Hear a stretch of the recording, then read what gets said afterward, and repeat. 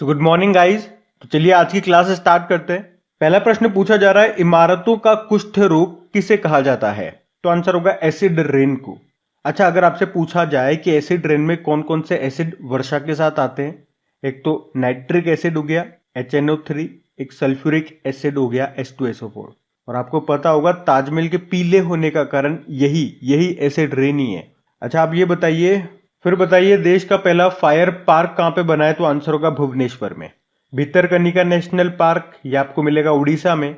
Similipal national park ये भी आपको उड़ीसा में ही मिलेगा। चक्रवात यास का नाम किसने दिया था? चक्रवात यास ये बंगाल की खाड़ी में आया था। 2021 का दूसरा चक्रवात आप कह सकते हो, या बंगाल की खाड़ी में उठा पहला चक्रवात है 2021 का। तो इसका नाम दिया था ओमान ने। 2021 का पहला चक्रवात अरब सागर से उठा था, उसका नाम तोकाते था। म्यांमार ने उसका नाम तोकाते रखा था। अगला प्रश्न यही है, देखो चक्रवात तोकाते का नाम किसने दिया? म्यांमार ने।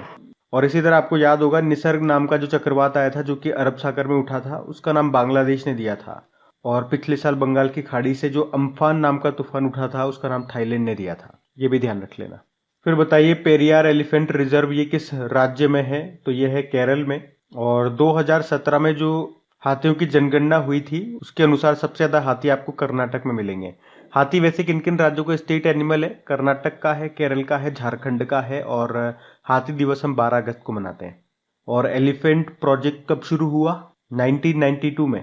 टाइगर प्रोजेक्ट 1973 में। पंजाब का 23वां जिला कौन सा बना? मलेरकोटला। और कोवैक्स पहल में शामिल होने वाला भारत का पहला राज्य कौन सा है? तो आंसर होगा पंजाब। अनिंद्य दत्ता ने। और हाँ गाइस, देखिए इंडिया के टॉप बैंक एडुकेटर्स एक बार फिर अनअकैडमी पर आपके लिए ला रहे हैं ढेर सारी फ्री क्लासेस। तो अनअकैडमी की हर क्लास कंडक्ट की जाती है आपके बैंक की हर परीक्षा की तैयारी को और भी ज्यादा मजबूत करने के लिए। और ये सारी फ्री क्लासेस आपको मिलेंगे अनअकैडमी पर, जहां पर आप अपने फेवरेट टीचर के साथ अपने घर से अपने पर्सनल शेड्यूल के हिसाब से पढ़ सकते हैं। और अनअकैडमी की हर क्लास आप लाइव नहीं तो बाद में रिकॉर्डेड सेशन के द्वारा भी अटेंड कर सकते हैं।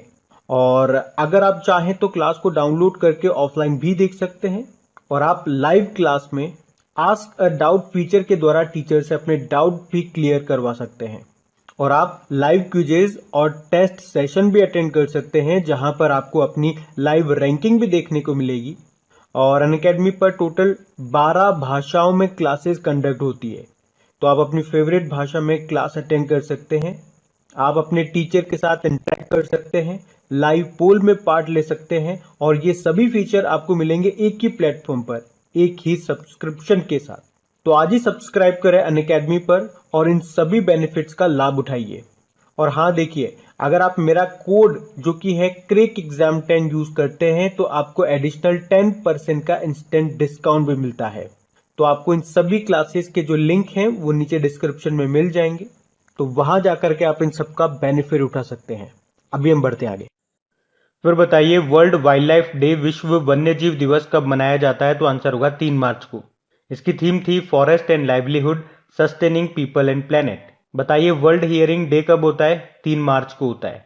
और इसकी थीम थी hearing care for all, screen rehabilitate communicate. World civil defence day कब होता है? ये होता है 1 मार्च को। और इसकी थीम क्या थी? Strong civil protection to preserve the national economy. Zero discrimination day कब होता है? शून्य भेदभाव दिवस 1 मार्च को होता है। इसकी थीम थी and inequalities. National science day कब होता है? ये 28 फरवरी को होता है। इसकी थीम रही future of science and technology and innovation, impact on education skills and work. अंतरराष्ट्रीय मातृभाषा दिवस, इंटरनेशनल मदर लैंग्वेज डे, ये 21 फरवरी को होता है। राष्ट्रीय महिला दिवस की बात करेंगे, नेशनल वुमेन डे, तो ये 13 फरवरी को होता है। वर्ल्ड रेडियो डे ये भी 13 फरवरी को होता है, लेकिन इसकी क्या थीम थी? New world new radio. राष्ट्रीय उत्पादकता का दिवस, प्रोडक्टिविटी डे, ये होता है 12 फरवरी को। और बताइए विश्व दलहन दिवस कब होता है? 10 फरवरी को होता है, जिसकी थीम थी nutritions seeds for a sustaining future. अच्छा, अगर मैं आपसे पूछूं यूनाइटेड नेशन जनरल असेंबली ने 2023 को मोटे अनाज का अंतरराष्ट्रीय वर्ष किसे घोषित किया? ईयर ऑफ मिलेट्स, तो आंसर होगा 2023 को। 2023 में ही भारत G20 की अध्यक्षता भी करेगा। और 2023 में आपको पता है आईसीसी मेंस वर्ल्ड कप भी होंगे जो भारत में होंगे। अब पुराने महीने के करंट अफेयर्स को हम लोग रिवाइज करेंगे। अच्छा बताइए 2020 के लोकतंत्र सूचकांक में भारत किस स्थान पे रहा? तो आंसर होगा 53 नंबर पे। इसमें टॉप पे था नॉर्वे। और इस इंडेक्स को किसने जारी किया? इकोनॉमिस्ट इंटेलिजेंस यूनिट, जिसका हेडक्वार्टर लंदन यूके में है। बताओ भारत की राष्ट्रीय सुरक्षा परिषद के नए अध्यक्ष का नाम? एस.एन. सुब्रमण्यम। इलेक्ट्रिक वाहनों को बढ़ावा देने के लिए दिल्ली प्रशासन ने एक अभियान शुरू किया था, उसका नाम स्विच दिल्ली। आपात स्थिति के दौरान मदद के लिए गृह मंत्रालय ने एक एप्लीकेशन डेवलप किया, नाम लोकेट नियरेस्ट पुलिस स्टेशन। बताइए सीबीआई के डायरेक्टर का नाम क्या है? सुबोध कुमार जायसवाल है। जुलाई 2021 में 45वें कोलकाता अंतर्राष्ट्रीय पुस्तक मेले में फोकल थीम देश कौन रहा था? बांग्लादेश था। 2021 में जायद अवार्ड फॉर ह्यूमन फ्रेटर्निटी पुरस्कार से सम्मानित किया गया किसको? एक तो यूनाइटेड नेशन के जो सेक्रेटरी काउंसिल है, तो एक तो एंटोनियो गुतेरेस को और एक लतीफा इब्र जियातेन को। अपना पहला ह्यूमन मिल्क बैंक खोला है किसने? केरल ने। और देश का पहला ये खुला था मुंबई के धारावी में 1989 में। बताइए किस देश ने विश्व की सबसे ऊंची स्विंग राइड शुरू की? तो आंसर होगा दुबई ने। इसकी ऊंचाई है 460 फीट की। हिंद महासागर क्षेत्र यानी कि इंडियन ओशियन रीजन के रक्षा मंत्रियों की मेजबानी की थी किसने? भारत ने की थी। ये फरवरी में हुई थी इनकी बैठक। फिर बताइए Skoch chief minister of the year का पुरस्कार से सम्मानित किया गया था, जो आंध्र प्रदेश के मुख्यमंत्री हैं जगन मोहन रेड्डी को। टोक्यो ओलंपिक आयोजन समिति के अध्यक्ष के रूप में पद संभाला था, तो आंसर होगा सीको हाशिमोतो ने। ये जापान के हैं। इंटरनेशनल ओलंपिक कमेटी का हेडक्वार्टर लुज़ान स्विट्जरलैंड में है। प्रेसिडेंट कौन है इसके? थॉमस बक। अखिल भारतीय रेडियो समाचार के मुख्य महानिदेशक कौन बने? एन वेणुधर रेड्डी, यानी कि ऑल इंडिया रेडियो के ये नए महानिदेशक बने। भारत के पशु कल्याण बोर्ड के द्वारा 2021 के लिए प्राणी मित्र पुरस्कार दिया गया एस चिन्नी कृष्णा को। और किस केंद्रीय मंत्रालय के द्वारा मुशायरा नाम से कार्यक्रम आयोजित किया गया था? तो आंसर होगा अल्पसंख्यक मामलों के मंत्रालय ने, जिसके मंत्री मुख्तार अब्बास नकवी हैं। वसंत पर्व पहला फागुन किस देश में मनाया गया? तो आंसर होगा बांग्लादेश में। तो वसंत के पहले दिन को पहला फागुन कहा जाता है, जो बांग्लादेश के ढाका में मनाया जाता है। तो बताइए उड़ीसा के मुख्यमंत्री नवीन पटनायक ने राउरकेला में देश के सबसे बड़े हॉकी स्टेडियम का नाम किसके नाम पे रखा है? तो आंसर होगा बिरसा मुंडा के नाम पे। और 2023 में जो मेंस हॉकी वर्ल्ड कप होंगे वो यहीं पे होंगे, भुवनेश्वर में और राउरकेला में होंगे।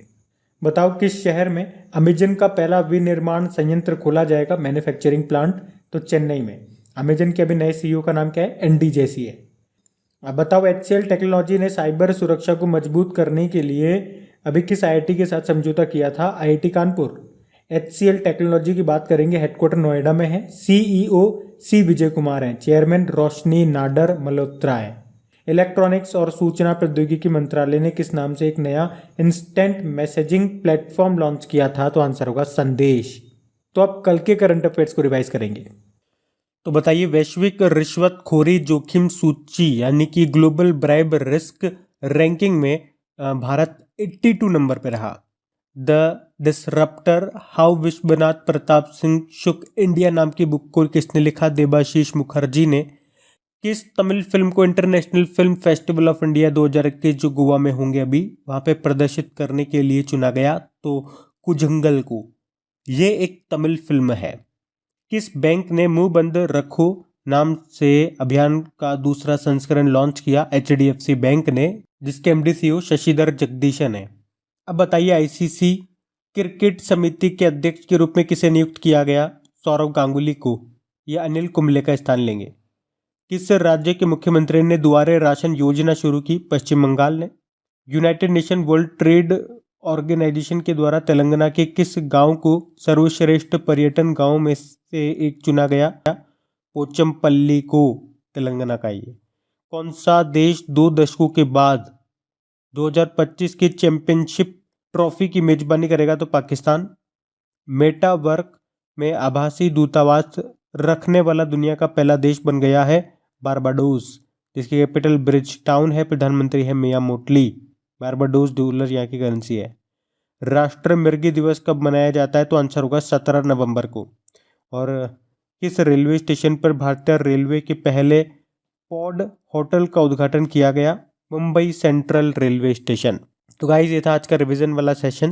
उम्मीद करूंगा सेशन अच्छा लगा होगा। अच्छा लगा है तो लाइक करके शेयर जरूर कीजिएगा अपने दोस्तों के साथ में। अब कुछ क्वेश्चंस आप लोगों से पूछे जाएंगे, क्वेश्चंस आप लोग लगाना और देखना कितने क्वेश्चंस आप लोगों से बन पा रहे हैं। बाकी हम इनको कल सॉल्व करते हैं।